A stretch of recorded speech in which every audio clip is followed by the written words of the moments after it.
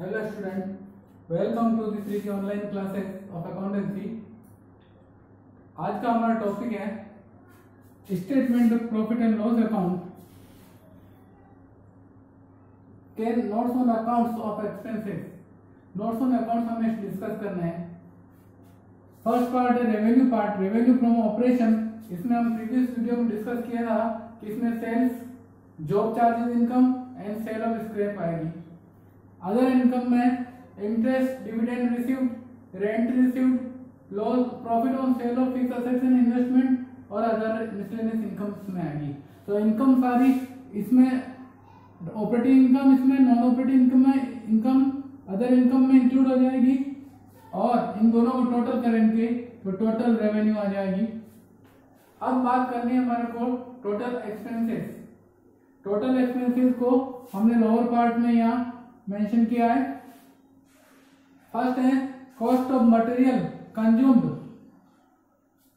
Cost of material consumed का मतलब जो रॉ मटेरियल मैन्युफैक्चरिंग यूनिट है उसमें जो रॉ मटेरियल हम कंज्यूम करते हैं गुड्स को बनाने के लिए परचेज करते हैं और कितना कंज्यूम हुआ है यानी कितना मैन्युफैक्चरिंग प्रोसेस में लगा है वो हमारे को इसमें मेंशन करना है।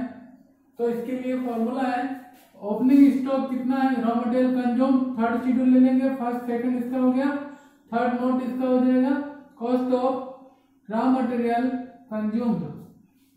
इसमें ओपनिंग स्टॉक कितना है ले लेंगे सबसे पहले, फिर इसमें प्लस करेंगे during the year purchase of raw material कितना है, ओपनिंग स्टॉक में परचेजेस ऐड कर देंगे और जितना क्लोजिंग स्टॉक बचा है उतना माइनस कर देंगे टोटल में से, फिर रॉ मटेरियल कंज्यूम आ जाएगा। Closing stock of raw material will be deducted and this amount resulting amount will be cost of raw material consume. Then this value will be put here cost of raw material note number 3 और यहाँ हम put कर देंगे इस value को। इसके बाद है ये हो गया। इसके बाद में ये purchase of stock in trade. कुछ कंपनीज क्या करती हैं गुड्स को रॉ मटेरियल खरीद करके मैन्युफैक्चर करके फिर सेल करती हैं और इसके साथ साथ आउटसाइडर दूसरे मैन्युफैक्चरर से ready to sell finished goods खरीदती हैं और एज इट इज सेल कर देती हैं। तो ये फिनिश्ड गुड्स की जो दूसरी कंपनी से हम खरीद रहे हैं बेचने के लिए वो purchase of stock in trade में आ जाएगा। तो इसका कोई शेड्यूल बनता नहीं है, क्या गुड्स खरीदा है परचेज अकाउंट की टोटल इसमें डायरेक्ट आ जाएगी।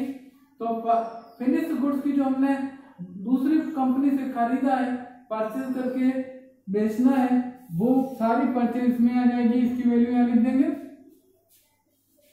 नेक्स्ट है चेंज इन इन्वेंट्री यानी change in stock. Opening stock कितना था, क्लोजिंग कितना है, इन दोनों का डिफरेंस जो है वो हमारे को यहाँ पुट करना है। तो चेंज इन इन्वेंट्रीज में हम opening stock minus closing stock is equal to change यानी डिफरेंस यहाँ लिखेंगे। तो फर्स्ट है इसमें फिनिश गुड्स। फिनिश गुड्स का मतलब है जो गुड्स रॉ मटेरियल से हमने फिनिश गुड्स में कन्वर्ट किया, हमने मैन्युफैक्चर किया उसका स्टॉक। दूसरा उसका ओपनिंग और क्लोजिंग ले लेंगे हमें। इसके बाद वर्क इन प्रोग्रेस, ऐसा मटेरियल जो मैन्युफैक्चरिंग प्रोसेस में डिप्लॉय हो चुका है, लग चुका है, लेकिन अभी गुड्स मैन्युफैक्चर नहीं हुआ है, अर्थात सेमी फिनिश गुड्स को हम इसमें उसका जो स्टॉक है उसको इसमें इंक्लूड करेंगे। तो ओपनिंग स्टॉक ले लेंगे, क्लोजिंग माइनस करके ये वैल्यू लिख देंगे। और लास्ट है स्टॉक इन ट्रेड, जो हमने रेडी गुड्स बाहर से परचेज किया है उसका स्टॉक हमारे को ओपनिंग लेना है और क्लोजिंग लेना है और यह आ जाएगा। इन तीनों को प्लस कर देंगे तो ये आ जाएगा चेंज इन इन्वेंट्री। ये नेगेटिव भी हो सकता है और पॉजिटिव भी हो सकता है। तो यहाँ पर नोट नंबर 4 लिखेंगे, चेंज इन इन्वेंट्री यहाँ लिख देंगे दोनों साल का। After this employees benefit expenses. Employees benefit expenses का मतलब लेबरर्स और स्टाफ और ऑफिसर्स और मैनेजर्स और बोर्ड ऑफ डायरेक्टर्स की मैनेजर्स की staff, managers, administrative staff, administrative officers और मैनेजर्स और लेबरर्स की जो सैलरी और वेजेज है वो इसमें आएगी एम्प्लॉयज बेनिफिट में। तो wages, bonus, salaries and leave encashment ये हम यहाँ लिख देंगे।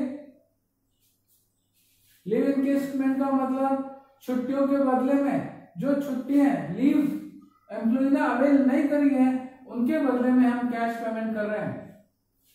उसके बाद है contribution to provident fund, gratuity and superannuation fund, यानी एम्प्लॉय के फ्यूचर के लिए रिटायरमेंट बेनिफिट में के लिए जो कंपनी कंट्रीब्यूट कर रही है, किसमें, प्रोविडेंट फंड में कंट्रीब्यूट कर रही है हर महीने, ग्रेच्युटी में कंट्रीब्यूट कर रही है और सुपरएनुएशन फंड या अदर कोई फंड है उसमें कंपनी जो कंट्रीब्यूशन दे रही है अपनी तरफ से वो है कंट्रीब्यूशन, वो भी स्टाफ और बेनिफिट स्टाफ एक्सपेंसेस में इंक्लूड होगा।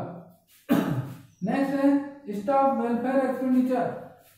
स्टाफ के कल्याण के लिए या वेलफेयर के लिए कंपनी कुछ फैसिलिटीज प्रोवाइड करती है, उस फैसिलिटीज को प्रोवाइड करने में जो कंपनी ने खर्चा किया है एक्सपेंडिचर वो इसमें इंक्लूड करेंगे।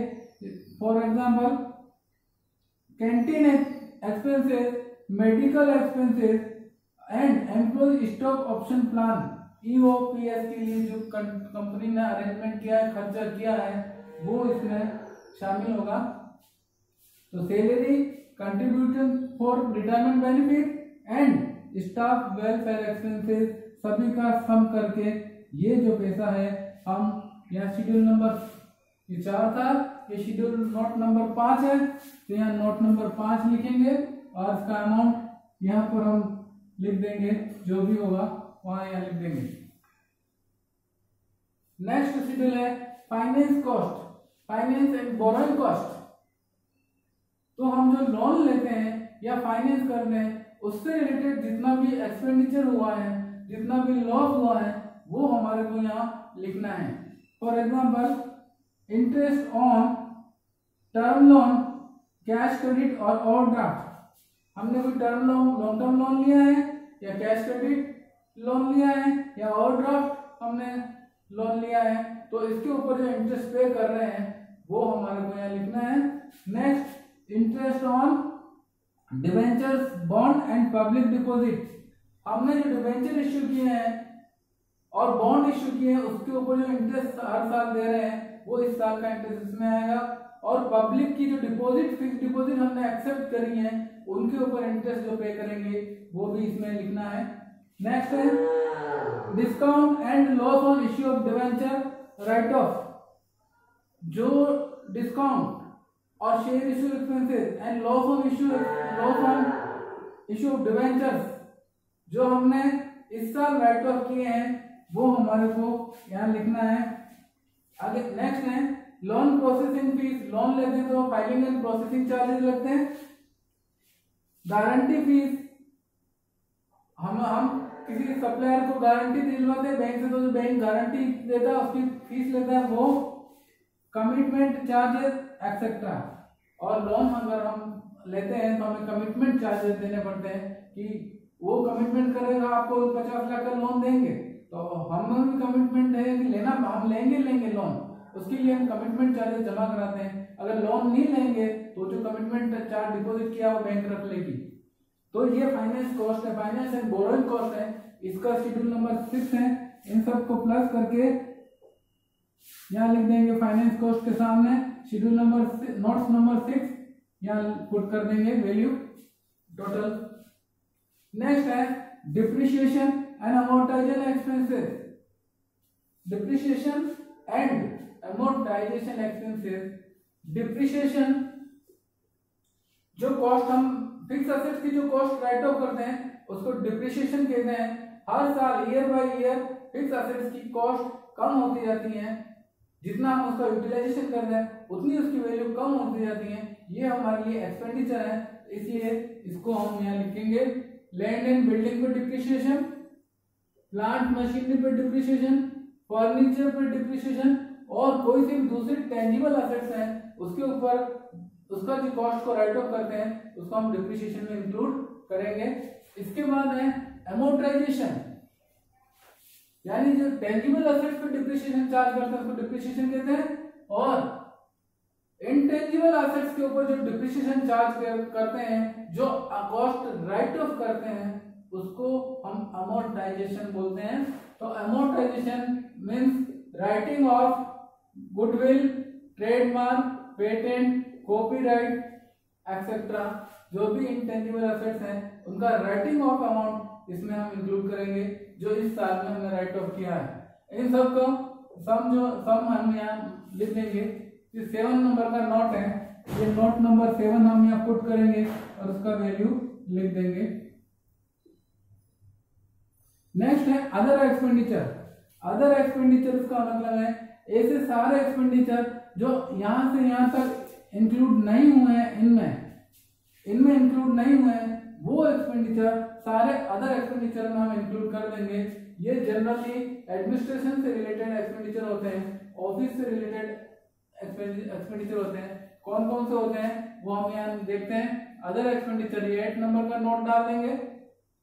ये कोई नोट का नंबर फिक्स नहीं है, हमारे जैसे जैसे आते जाएंगे हमारी कंपनी में वैसे वैसे नोट डालते हैं, नंबर डालते जाएंगे। तो फर्स्ट है carriage inward and outward expenses. Carriage inward यानी हमने ट्रांसपोर्ट से जो गुड्स मंगवाया है उसका भाड़ा और गुड्स बेचने के लिए भेजा है उसका भाड़ा, इनवर्ड और आउटवर्ड दोनों यही आएंगे।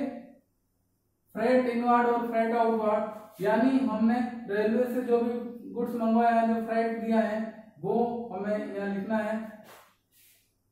मैन्युफैक्चरिंग एक्सपेंसेस, मशीन से रिलेटेड जो भी मैन्युफैक्चरिंग एक्सपेंसेस हैं जैसे ऑयल, ग्रीस वगैरह, एक्सप्रेस वगैरह, वो सारा इसमें आएंगे। And rent and rates, taxes expenses, office building का फैक्ट्री का रेंट है, ऑफिस का रेंट है, शोरूम का रेंट है, वो इसमें आएगा। उनसे रिलेटेड कोई म्युनिसिपल कॉर्पोरेशन ने पैसा दिया है तो उसको बोलते हैं रेट्स बोलेंगे, और कोई टैक्सेस दिया है तो रेंट, रेट्स, टैक्सेस इसमें आएगा।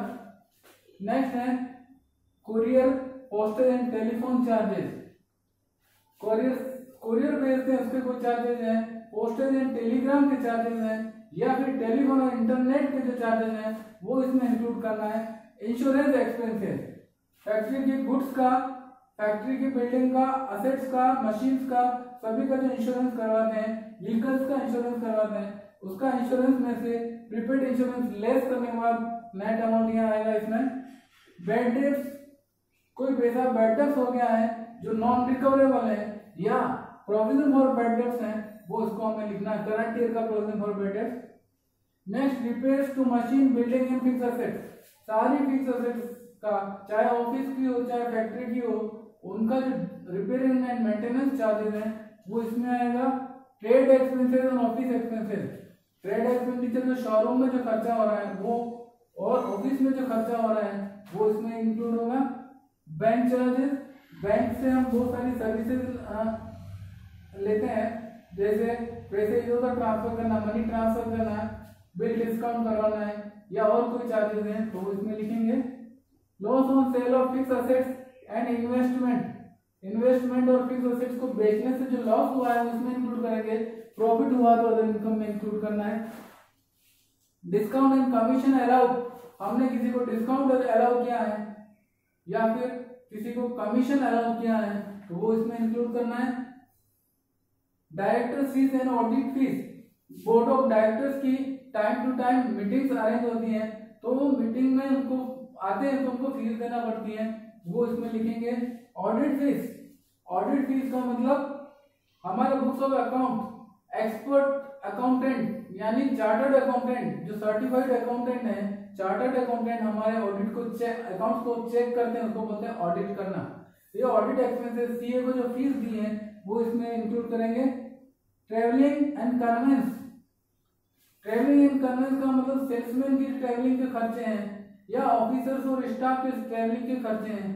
लोकल बैंक चार्जेस या ऑटो चार्जेस हैं, टैक्सी चार्जेस हैं, और व्हीकल्स का पेट्रोल एंड फ्यूल है, उनका व्हीकल्स का मेंटेनेंस है और रिपेयरिंग है, वो सब इसमें आ जाएगा। इंटरटेनमेंट एक्सपेंडिचर, कस्टमर को चाय, कॉफी, पानी, कोल्ड ड्रिंक्स या टीवी नेट वगैरह का जो खर्चा है वो इसमें देंगे। और sundry expenses and miscellaneous expenditure और कोई छोटे मोटे खर्चे हैं जिनका अलग से अकाउंट नहीं खोलते हैं, सन्ड्री एक्सपेंसेस या मिसलेनियस एक्सपेंडिचर में इंक्लूड करेंगे। तो ये सारा एक्सपेंडिचर इनका टोटल करके हम इसका शेड्यूल नंबर 8 है, या शेड्यूल नंबर यहाँ 8 पुट करेंगे और यहाँ हम वैल्यू लिख देंगे। फिर क्या करेंगे, जो एक्सपेंडिचर हेड है इसकी टोटल करके यहाँ टोटल लिख देंगे, ये आ जाएगी total. Now we got total income and total expenditure during the whole year. Total income कितनी हुई हमारे पास, उसका सम है, और सारे खर्चों का भी सम है हमारे पास। तो अब टोटल इनकम में से यानी थर्ड में से ये फोर्थ की टोटल हम क्या करेंगे, लेस कर देंगे। तो ये आ जाएगा profit before tax. Total income में से टोटल एक्सपेंडिचर लेस कर देंगे तो ये प्रॉफिट बिफोर टैक्स आ जाएगा।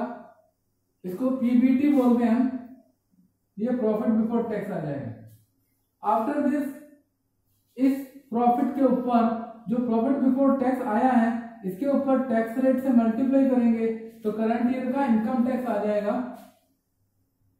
और ये income tax profit before tax में से ये इनकम टैक्स हम माइनस करेंगे तो जो रिमेनिंग अमाउंट है वो कंपनी का बचा है। टोटल प्रॉफिट बिफोर टैक्स था, इसमें से टैक्स रिड्यूस कर देंगे, ये इनकम प्योरली कंपनी के लिए बची है, यानी शेयर होल्डर्स के लिए इनकम बची है, तो ये इसमें आ जाएगा। इसको बोलेंगे प्रॉफिट आफ्टर टैक्स, पीएटी बोलते हैं इसको। तो इस तरह से हमारा फाइनेंशियल स्टेटमेंट कंपनी का बनता है। Statement of profit and loss account बोलेंगे इसको। Part 2 of schedule 3 of the companies act. तो इसके लिए इनकम पार्ट ऊपर लिखना है, फिर टोटल इनकम आ जाएगी, एक्सपेंडिचर पार्ट लिखना है, फिर टोटल एक्सपेंडिचर आ जाएंगे। टोटल इनकम में से टोटल एक्सपेंडिचर माइनस करेंगे, प्रॉफिट बिफोर टैक्स आएगा, उसके बाद टैक्स रिड्यूस करेंगे तो प्रॉफिट आफ्टर टैक्स आ जाएगा। और इन सब की डिटेल के नोट नंबर ये दे रखे हैं जो इस profit statement of profit and loss account के साथ ये नोट्स और डिटेल अटैच होगी। तो ये हमारा कंप्लीट हुआ statement of profit and loss account. Thank you.